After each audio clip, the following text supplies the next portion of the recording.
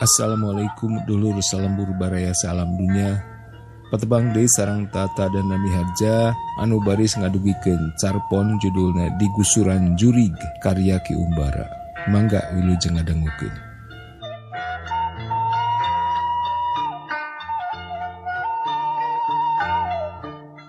Ari batur mah cenah sok asa boga hutang teh mun kaliwat salat kuring mah lain. Nyaeta mun aya lalajoaneun teu lalajo.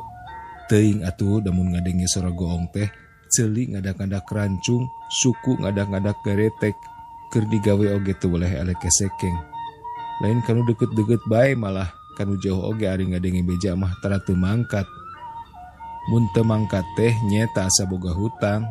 Lain babasan poek dibelaan oboran hujan dibelaan papayungan teh.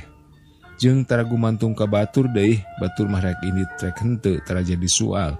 Asal awak waras duit boga, indit bae sorangan oge. Lain sekali dua kali tampolana keur gering oge kuring mah ari ngadenge sora goong teh sok ngadak-ngadak cager. Teu aneh mun kuring disarebut lulutu, tapi kuring oge terambek dan nya. Kawasna kuring resep lalajo teh, lalajo wayang atau pesta, turunan ti aki ti bapa. Daeta bae kuring kungsi ngadenge bapa nyarita ka emak. Nya aya budak resep-resep ting lalajo. Turun ka manehna meureun ka resep akina teh. Bejana aki mah jenatna komo, lian ti resep lalajo teh, resep ngibing, resep mabok. Simana di cenah aki mah nu punjul teh. Ceuk bapa, sakumaha jagoan jeung buluhudna jelema, tara teu kokoplokan di pencerengan ku aki maneh mah.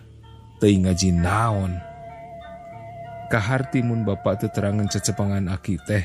Da bapa mah ku aki di pasantrenkeun ti bubudak. Keur bapa mah ngabulubud, leuleugeur atuh maneh mah teu jadi kiai oge. Ngarti-ngarti kana agama. Ceuk aki ka bapa basa miwarang masantren.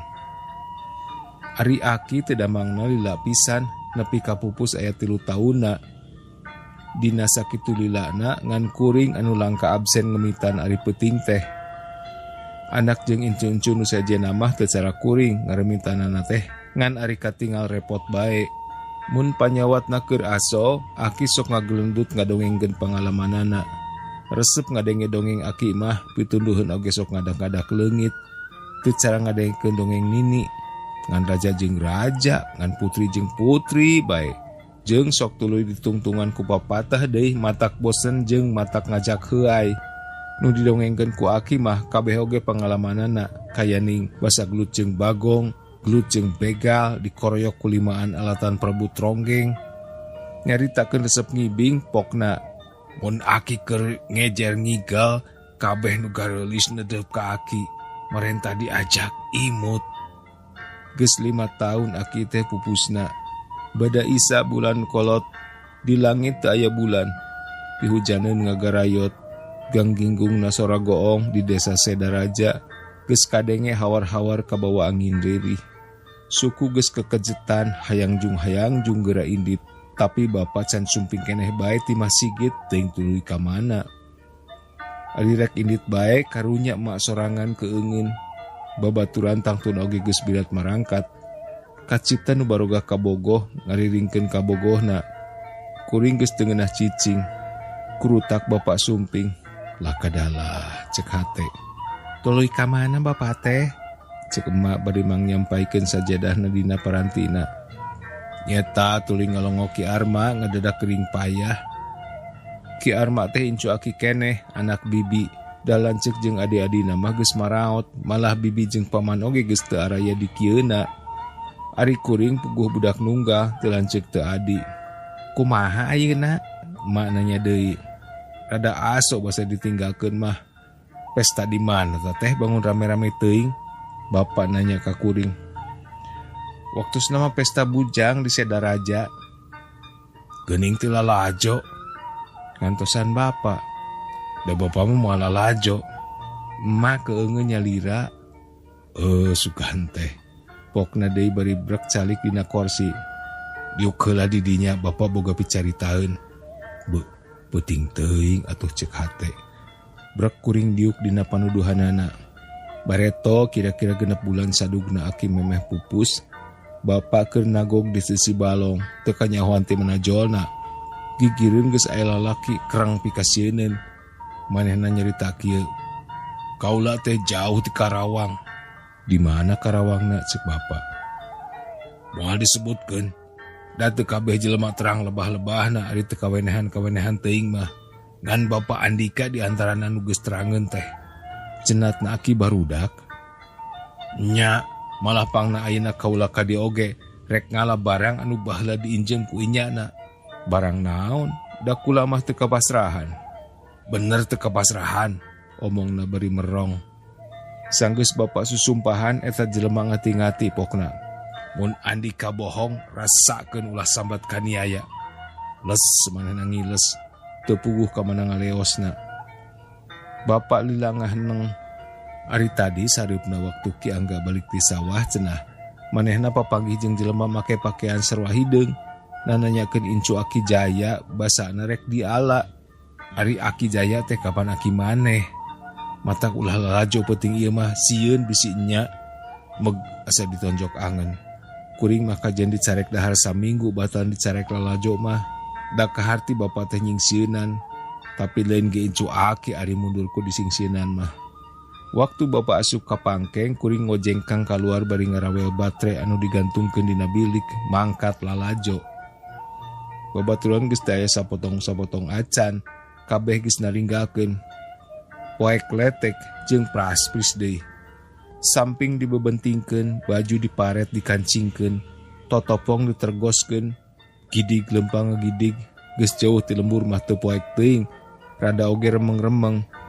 Goak beluk satakeur sora, pohara atohna, katinggal remeng-remeng di hareup aya nu ngarungkug kaditukeun. Nyai disorot ku batre, jauh keneh.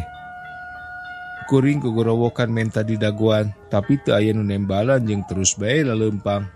Bari cecelewengan beluk leumpang beuki digancangan, hayang geura-geura nyusul. Beuki deukeut, cep kuring eureun tetembangan, lantaran kadenge hawar-hawar sora nu jejeritan menta tulung. Bari nyorotkeun batre terus, dreng-dreng kuring lumpat. Geus deukeut pisan katinggal dina caangna cahaya batre. Jelema duaan marake pakaian hideung ngabebeteng nu teterejelan jeung jejeritan tulung-tulungan. Teusak deui nu keur dibebeteng teh Ki Arma dulur misan kuring. Pudigdig kuring ambek. Nyai batre ngacongan beungeut-beungeut nu ngabebetengna. Masya Allah barosongot. Halisna karandel, panonna balaleer beureum, pada nyerekal pepentung. Katinggal Ki Arma dibakutut ku rante anu ting baranyai herang. Bareng jeung pregna hujan kuring narajang, habak pepentung kana sirah, leng kapoekan. Teuing sabar halilana teu inget teh. Inget-inget awak ngahod-hod, pakaian rancucut. Hujan geus raat, di langit bentang ancal-ancalan. Malah bulan oge geus tembong ngelemeng sagede sisir. Sirah karasa lieur, tapi kuring maksakeun balik sasat ngorondang. Nepi ka imah kuring emak-emakan menta dilaan tulak. Klutrak tulak dibuka, brai panto buka. Lain emak nu muka teh, tapi anak tetangga, nyi eneh. Geuning nyai, ari emak ka mana? Cek kuring ka nyi eneh. Geus biasa pisan mun emak jeung bapak arang katungi, sarta kuring teh aya di imah. Nyi eneh teh sok kapeton nungguan. Tadi aya nu nyusulan cenah Ki Arma maot. Leng, koledag kuring mebeutkeun maneh kana tempat sare. Sirah lenglengan titinggalan kalaroneng. Ti harita kuring teu hudang deui terus gering. Beurang peuting di tarungguan, emak teu eureun-eureun nangis. Bapak katinggal nanguyung pisan. Mun peuting taya kendatna kudu ngaraos. Nu ngalandongan mah ngalandongan, ngeseh unggal malam Jumaah. Tapi inget keneh harita teh bada Isa, nu ngaraos reang keneh. Trojo gulang-gulang duaan marake sing sarua hideung. Nu saurang ngajingcing rante munggah babaranyayan bodas. Nu saurang deui nyekal pepentung. Ningal beungeut-beungeutna ras kuring inget kanu ngabarebeteng Ki Arma bareto. Bari teu ngomong sakemek, reketek leungeun kuring dibakekeng. Kuring adug-adugan jeung jejeritan oge teu dipalire. Gerdeg kuring digusur keluar, kadenge emak aluk-alukan. nu sejen reang meridangdam. Di buruan nyampak kuda belang sadua-dua, kuring ditaikeun kanu hiji. Salah seorang gulang-gulang tea mancal kana kuda nu ditumpakan ku kuring, diuk tukangin. Nu saurang deui nyorangan. Kuda dikeredik ditegarkeun, Cijoho, Cilimus, Mengko Kasumber, Paselaran, Palimanan. Rai beurang teh geus nepi ka kadipaten. Anehna najan kuring jejeritan tulung-tulungan sepanjang jalan, kabeh jelema anu kaliwatan seorang oge teu aya nu mirosea, arongko-ongkoh bae. Ti kadipaten terus ka Nyalindung, liwat kota Sumedang, mengkol ka Katuhu mapai jalan desa beras ka Subang. Ti Subang ka Kalijati, Cikampek, Dawuan, Karawang, Gampleng kuring ditenggel sirah satakena lang teu inget di bumi alam. Ingat-ingat geus diradiung ku jelema-jelema anu teu warawuh, ningal beungeut-beungeutna bangun anu careucebeun pisan ka kuring teh. Di antarana aya saurang nu geus kolot pisan. Awakna kuru kawas rorongkong jeung tina palbah cungcurunganana terus-terusan merebay getih.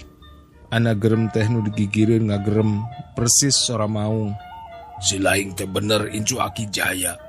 Bener, tembak kuring meles tegeug. Nyaho ka Nyi Sarni.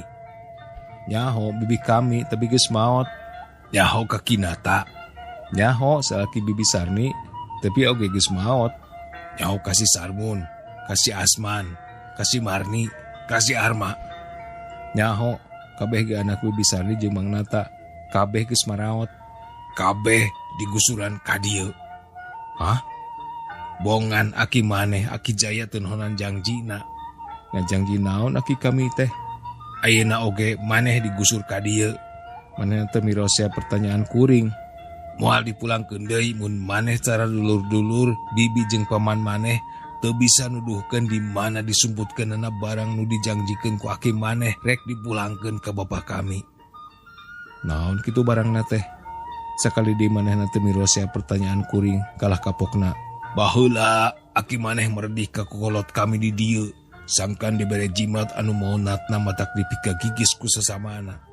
Nya dibere kalawan perjanjian, kahiji anak incuna teu meunang dipasantrenkeun, kadua geus Aki maneh maot, eta barang kudu dipulangkeun. Naon sababna anak incuna teu meunang dipasantrenkeun? Lantaran nu ngigama mah moal bisa digusur ka dieu saperti bapa jeung indung maneh. Untung nu sejen-sejen mah teu ngarigama, maneh oge henteu.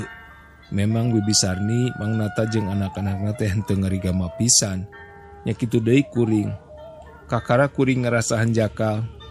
Meureun mun kuring bareta daek mah dipasantrenkeun ku bapa, ayeuna teh moal kasaran ka dieu. Ayeuna Aki maneh geus maot, geus aya 5 tahunna. Tapi eta barang teh lain dipulangkeun, tapi kalah disumputkeun. Ayeuna kami rek nanya, di mana eta barang disumputkeun anak? Mun maneh teu bisa nuduhkeun, tangtu sirah maneh baris dipake tatapakan di dieu. Cara bibi, paman jeung dulur-dulur maneh. Nya naon atuh barangna teh? Tuh Tenjo, bari nunjuk ka aki-aki nu kawas rorongkong tea.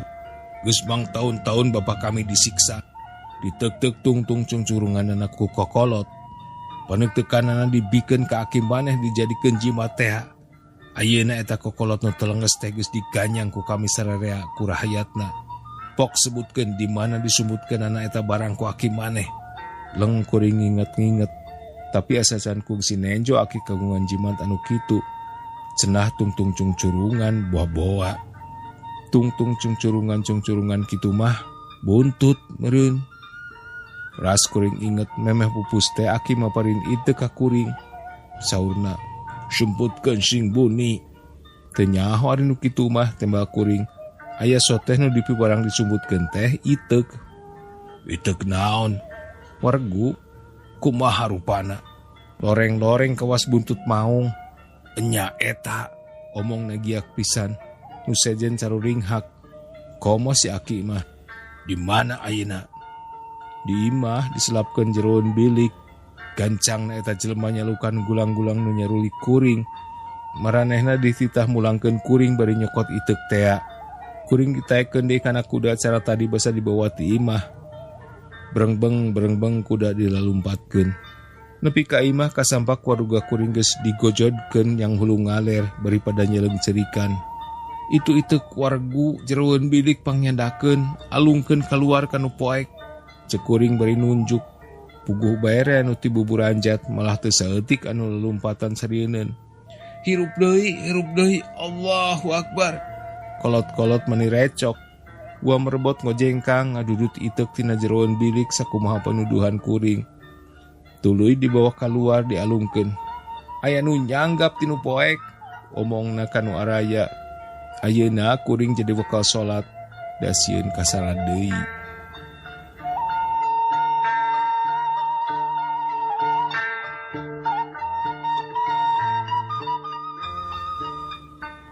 Cak duwi ka dieu heula baraya, insyaallah urang bari patbang di dina lalakon anu sanes. Hatur nuhun kana perhatosanana. Tata dan Miharja pamit, permios.